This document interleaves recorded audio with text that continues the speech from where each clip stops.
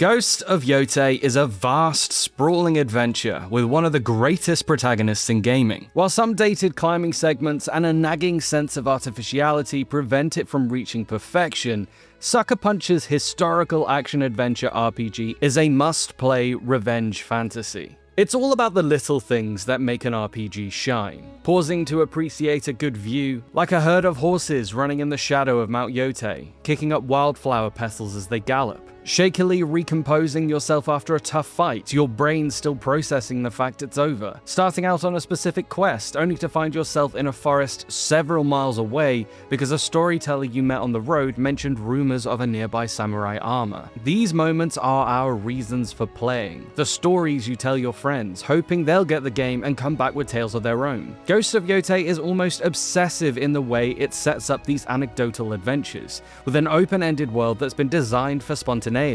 Sometimes it can feel a bit too good to be true, like you're being carried on a conveyor belt rather than walking for yourself. But when you're lost in the moment, it feels sublime.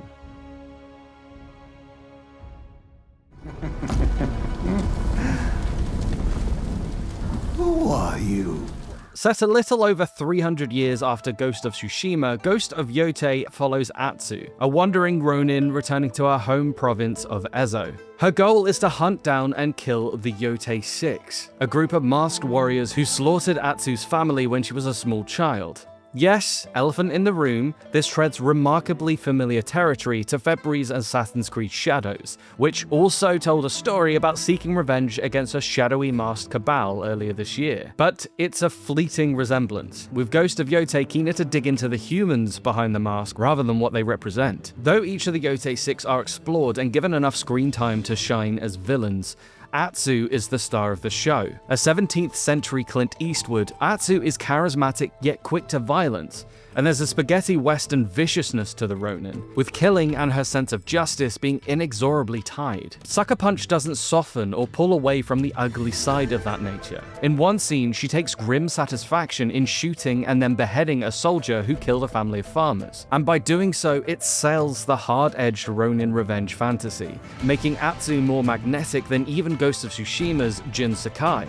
That extends to the open world, where Atsu is a dangerous wanderer with a long checklist. Ghost of Yotei is a busy RPG, but it builds upon Ghost of Tsushima's philosophy that game progression should tie hand in hand with exploration. A passing settler may point you to a local hot spring, which boosts your max health, for example, while a cartographer's maps, often leading to valuable charms or altars for skill points, need to be slotted over their corresponding location on your map to be used. The promise of a new kimono or upgrade is often all it takes to get distracted, as Sucker Punch does an excellent job of scattering valuable rewards off the beaten path. There are times when this approach works well and it truly feels like you're wandering Ezo on your own terms.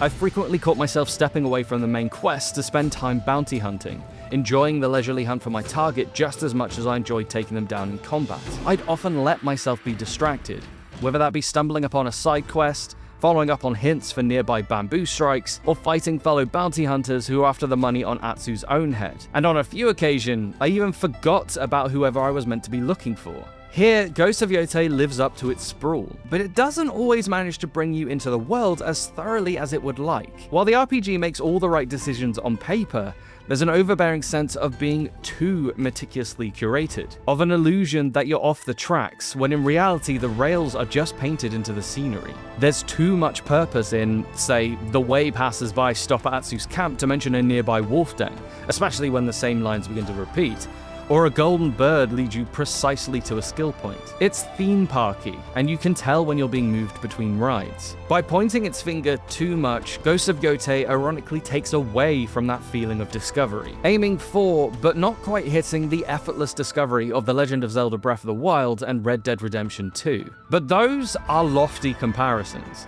And although Sucker Punch may have overcooked the formula, Ezo is still incredible to explore. It's one of the first PS5 games to feel truly boundary pushing, and I've taken tens, if not hundreds, of screenshots marveling at the scenery.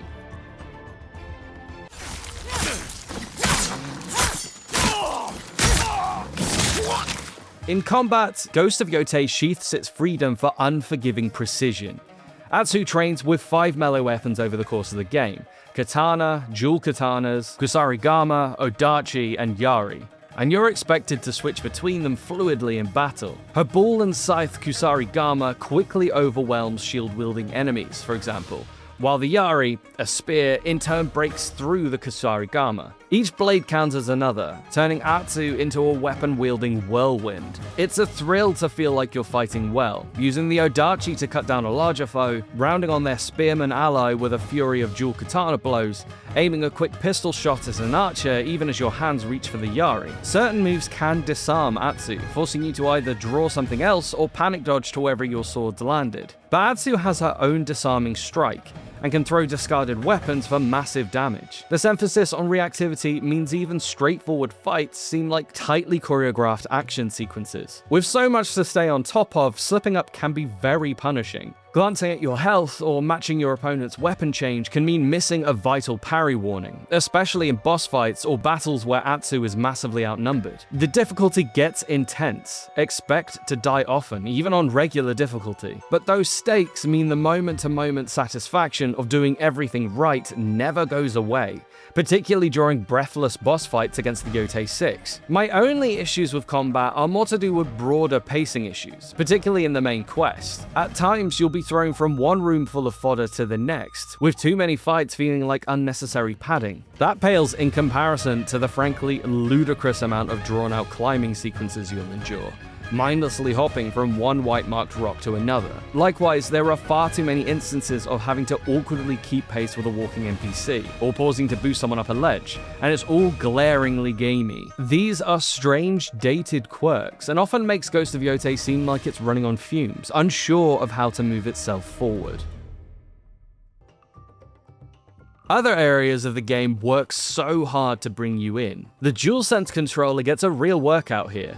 You'll trace calligraphy on the touchpad, ease down the triggers like bellows to kindle campfires, and tilt the controller to lower the fish you're cooking over the flames. The world itself is varied and lively. I love the way Atsu's bounty grows over the course of the story, and the way bounty hunters adapt their efforts to catch her. I love how shinobi ambush you from bushes and beneath snowdrifts in the wintry northern region, and how varied those tactics are from the Yotei 6's fire-loving raiders to the west. Ghost of Yotei is two overlaid experiences. On the surface is a sprawling RPG set in 1600s Japan, and it's certainly an ambitious one, making no secret of its Breath of the Wild and Elden Ring inspirations as it aims to tap into the same magic of discovery. Nestled beneath that, within lengthy linear missions and carefully crafted set piece, is a prestige Sony action game. Think The Last of Us or God of War, faults and all.